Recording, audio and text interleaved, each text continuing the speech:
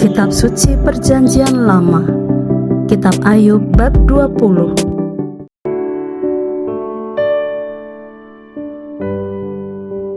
Pendapat Shofar bahwa sesudah kemujuran sebentar, orang fasik akan binasa. Maka Shofar orang Naama menjawab, "Oleh sebab itulah pikiran-pikiranku mendorong aku menjawab, karena hatiku tidak sabar lagi. Kudengar teguran yang menghina aku, tetapi yang menjawab aku ialah akal budi yang tidak berpengertian. Belumkah engkau mengetahui semuanya itu sejak dahulu kala, sejak manusia ditempatkan di bumi, bahwa sorak-sorai orang fasik hanya sebentar saja, dan sukacita orang durhaka hanya sekejap mata? Walaupun keangkuhannya sampai ke langit, dan kepalanya mengenai awan, namun seperti tahinya, ia akan binasa untuk selama-lamanya. Siapa yang pernah melihatnya bertanya, di mana dia? Bagaikan impian, ia melayang hilang tak berbekas, lenyap bagaikan penglihatan waktu malam. Ia tidak lagi tampak pada mata yang melihatnya, dan tempat kediamannya tidak melihatnya lagi. Anak-anaknya harus mencari belas kasihan orang miskin, dan tangannya sendiri harus mengembalikan kekayaannya. Tulang-tulangnya boleh penuh tenaga orang muda, tetapi tenaga itu pun akan membaringkan diri bersama dia dalam debu.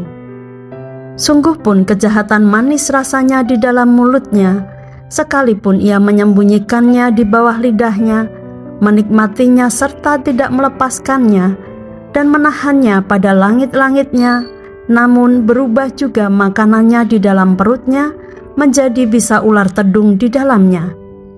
Harta benda ditelannya, tetapi dimuntahkannya lagi. Allah yang mengeluarkannya dari dalam perutnya. Bisa ular tedung akan diisapnya, ia akan dibunuh oleh lidah ular.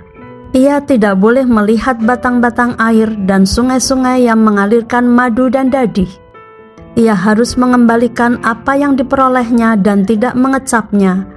Ia tidak menikmati kekayaan hasil dagangnya, karena ia telah menghancurkan orang miskin dan meninggalkan mereka terlantar. Ia merampas rumah yang tidak dibangunnya.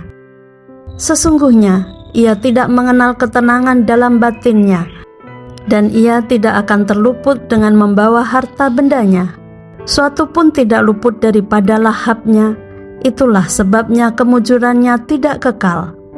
Dalam kemewahannya yang berlimpah-limpah ia penuh khawatir. Ia ditimpa kesusahan dengan sangat dahsyatnya. Untuk mengisi perutnya, Allah melepaskan ke atasnya murkanya yang menyala-nyala dan menghujankan itu kepadanya sebagai makanannya.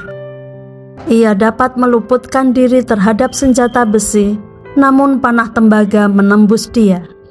Anak panah itu tercabut dan keluar dari punggungnya. Mata panah yang berkilat itu keluar dari empedunya. Ia menjadi ngeri. Kegelapan semata-mata tersedia bagi dia. Api yang tidak ditiup memakan dia dan menghabiskan apa yang tersisa dalam kemahnya. Langit menyingkapkan kesalahannya dan bumi bangkit melawan dia. Hasil usahanya yang ada di rumahnya diangkut, semuanya habis pada hari murkanya. Itulah ganjaran Allah bagi orang fasik, milik pusaka yang dijanjikan Allah kepadanya.